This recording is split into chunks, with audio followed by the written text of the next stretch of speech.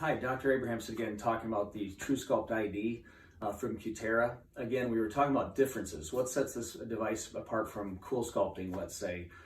We have 6 pads that we could treat simultaneously, which is already a leg up on any other device because we could treat more areas at the same time. We can treat a whole abdomen at the same time, or we could treat the lower abdomen and flanks at the same time, or we could treat the inner thighs or the posterior arms at the same time as we're treating another area, up to 6 pad areas of coverage. Again, the average pad size for this device is similar to this 4x4 pad-like device, but then the heat actually expands out beyond the area of the head itself.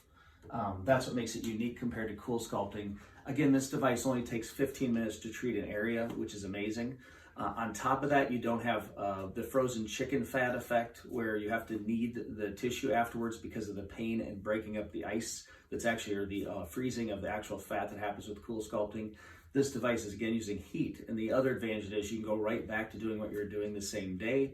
You don't have the limit of having actual pain and paraesthesias that are much more associated with CoolSculpting than you'll get with a TruSculpt ID device where we're using heat. Nerves tend to tolerate heat better than cold, and so they tend to have the paraesthesias, the burning, the stinging, the delayed pain or shooting pains that occur after CoolSculpting haven't been shown to be nearly as much an issue with the TruSculpt ID.